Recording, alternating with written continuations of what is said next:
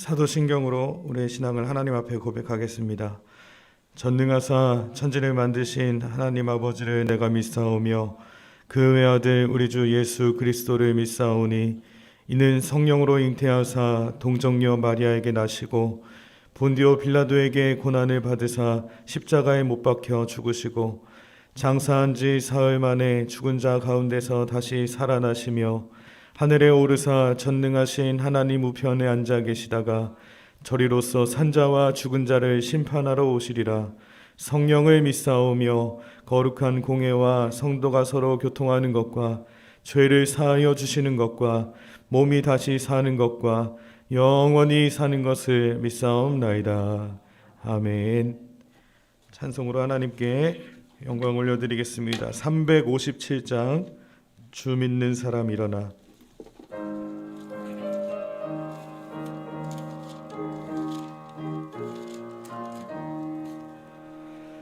주 믿는 사람 일어나 다 힘을 합하여 이 세상 모든 마귀를 다 쳐서 멸하세.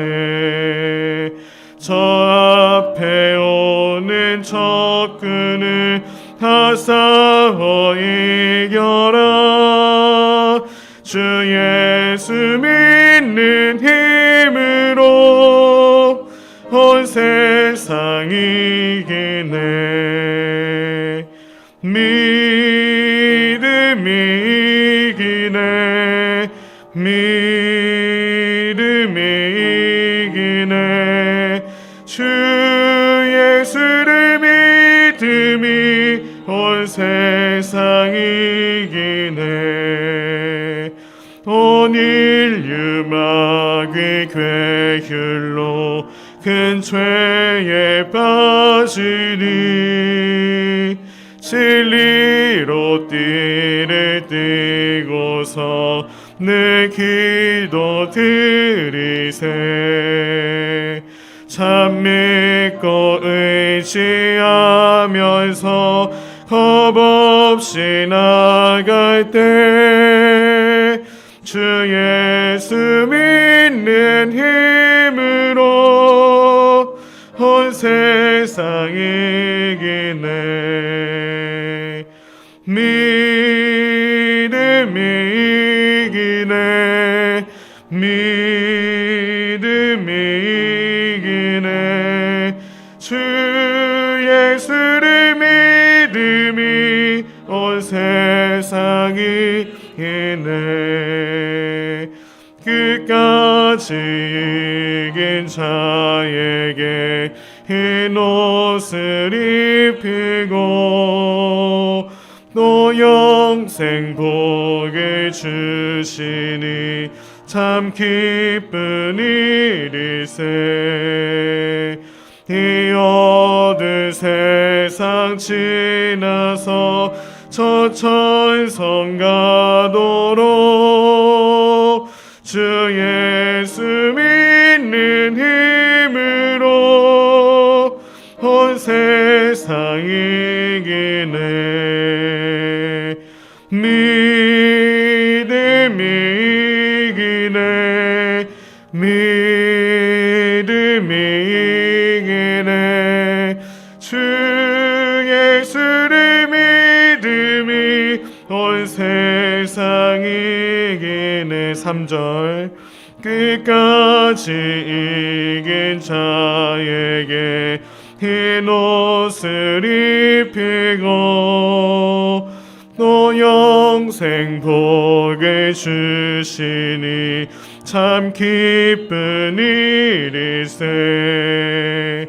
이 어두운 세상 지나서 저 천성 가도록 주 예수 믿는 힘으로 온 세상 이기네.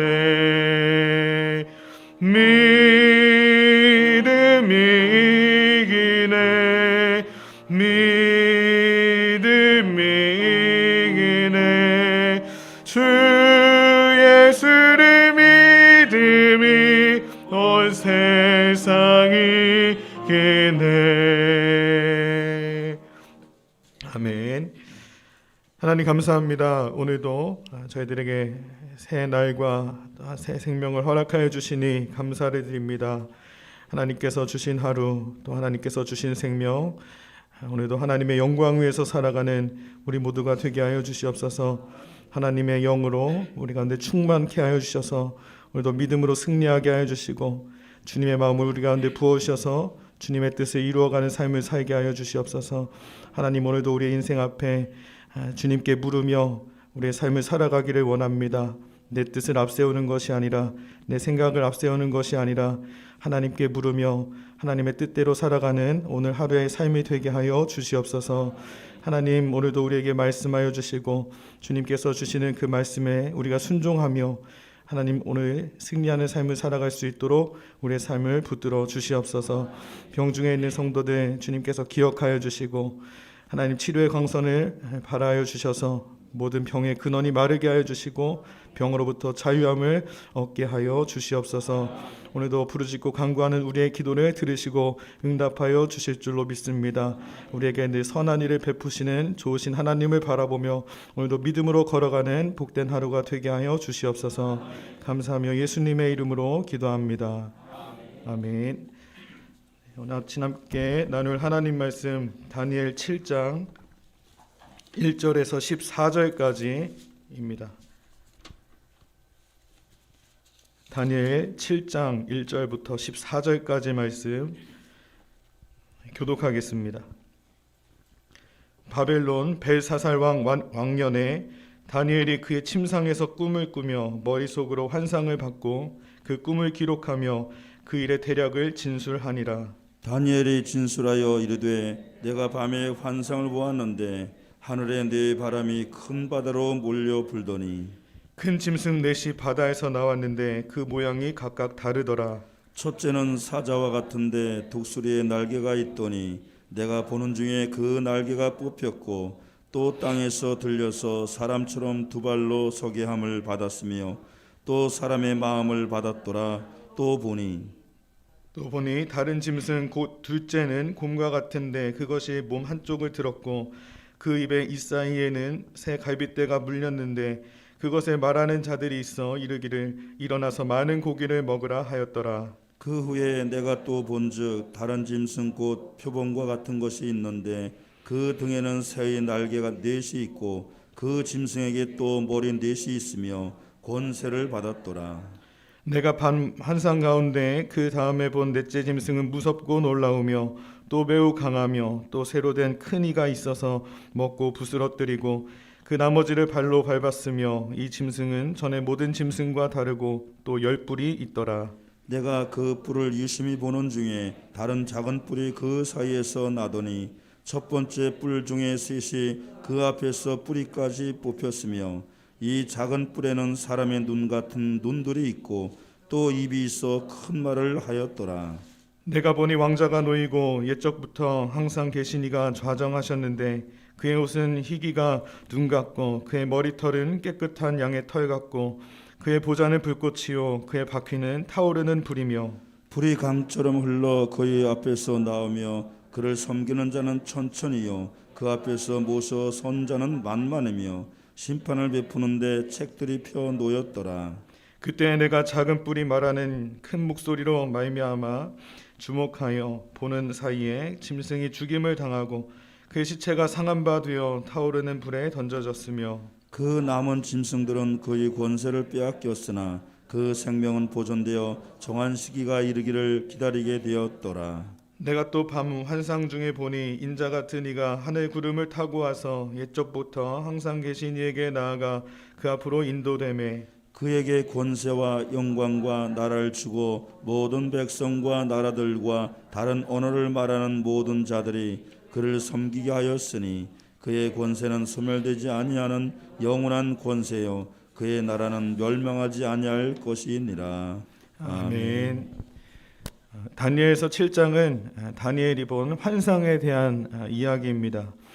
다니엘이 잠을 자고 있던 어느 날 밤 환상을 보게 되는데 이 환상은 앞으로 일어날 세계 역사에 대한 하나님의 예언을 담은 것이었습니다. 본문의 환상은 다니엘서 2장에 나왔던 느부갓네살이 꿈에서 봤던 그 환상과 비슷한 내용이라고 볼 수가 있습니다. 2장의 환상과 내용은 느부갓네살 왕이 꿈속에서 커다랗고 큰 신상을 보았는데 그 신상은 머리가 정금이고 가슴과 팔들은 은으로, 배와 납작더리는 놋, 종아리는 철, 발은 철과 진흙이 섞여 있었습니다. 이것은 바벨론 이후에 일어날 중요한 나라들에 대한 예언을 보여주는 것입니다. 7장에서 다니엘의 꿈에는 신상 대신에 네 짐승의 모습이 나타납니다. 대부분의 성경학자들이 이것을 다니엘서 2장과 마찬가지로 바벨론 이후에 주요 나라들에 대한 나라들에 대해서 전개될 상징이라고 이야기합니다.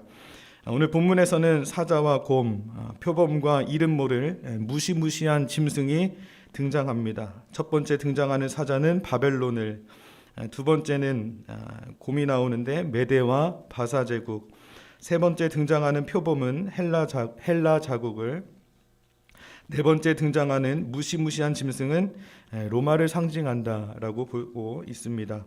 이 장에서 바벨론 왕 느부갓네살에게 꿈을 통하여 인류의 역사 과정을 보여주신 하나님께서는 7장에서 다니엘에게 네 짐승을 통하여 인류의 역사를 다시 보여주고 계십니다. 오늘 말씀이 우리에게 주시는 교훈을 함께 나누며 은혜 받기를 소망합니다. 첫째, 세계의 역사는 하나님의 섭리 아래에 있다는 것을 가르쳐주고 있습니다. 13절에 내가 또 밤 환상 중에 보니 인자 같은 이가 하늘 구름을 타고 와서 옛적부터 항상 계신 이에게 나아가 그 앞으로 인도되매. 여기 보면 인자 같은 이가 하늘 구름을 타고 온다라고 말씀하고 있습니다. 이 인자 같은 분은 바로 예수 그리스도를 가리키는 것입니다. 여기서 자세하게 말씀하고 있지는 않지만 환상의 뒷부분의 말씀에서는 저 그리스도에 대한 이야기가 나옵니다. 그리고 종말 직전에 있을 대환란에 대해서도 나오고 있습니다. 마치 요한계시록에 나와 있는 그 말씀들과 비슷하다고 볼 수가 있습니다. 인간은 자신들이 이 세상에서 최고인 줄 알고 삽니다. 하나님을 멸시하고 부정하며 자신을 높였습니다. 그러나 하나님께서는 그러한 나라들이 처음에는 흥왕하는 것 같았지만 나중에 보면 결국 모두 무너지게 됩니다. 그렇게 크고 위대했던 바벨론 제국도 멸망하게 되었습니다. 바벨론 제국을 정복한 메대와 바사 제국도 사라져 버렸습니다. 헬라 제국도 로마 제국도 모두 역사의 뒤편으로 사라져 버렸습니다. 인간의 나라 중 영원한 나라는 없습니다. 오늘날 우리가 미국을 가장 강한 나라라고 하지만 이 나라 역시 영원하지 않을 것입니다. 하나님께서는 이처럼 다니엘서를 통해서 인간의 나라의 한계와 인간들이 이루어낸 것이 얼마나 허망한지 다니엘의 환상을 통해서 보여주시는 것입니다. 여러분, 세계의 미래는 하나님께 달려 있습니다. 하나님의 손에 달려 있습니다. 그러므로 우리는 하나님을 의지하며 그의 하시는 일을 보며 살아야 할 줄로 믿습니다. 두 번째, 인간의 고난은 반드시 끝이 있고 최후 승리를 주신다는 것입니다. 7절과 8절에 보면 네 번째 짐승의 모습이 기록이 되어 있습니다. 이 네 번째 짐승은 로마 제국을 말합니다. 새로 된 이를 가지고 있고 10뿔을 가졌습니다. 뿔은 왕을 의미하는데 구체적으로 여러 왕이 어떤 왕인지는 알 수가 없습니다. 그런데 네 번째 짐승은 뿔 가운데 작은 뿔이 하나 돋아나는데 사람의 말을 했습니다. 왕들 가운데 한 왕이 일어나는데 사람의 말을 하고 다스리는 큰 권세가 있었다는 뜻입니다. 다니엘은 이 환상을 보고 두려웠습니다. 그는 천사에게 도대체 이 환상이 의미하는 바가 무엇이냐고 묻습니다.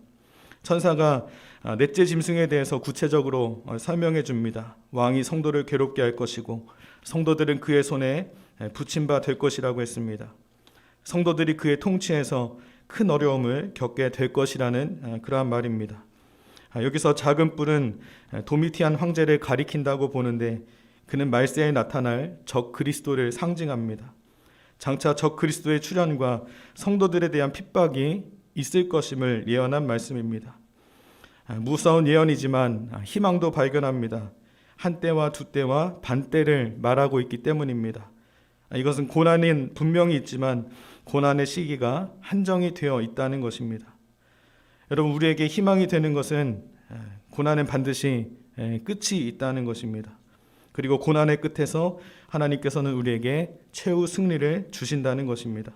왜냐하면 보좌 위에서 다스리고 계시는 하나님께서 고난 또한 통치하고 계시기 때문입니다.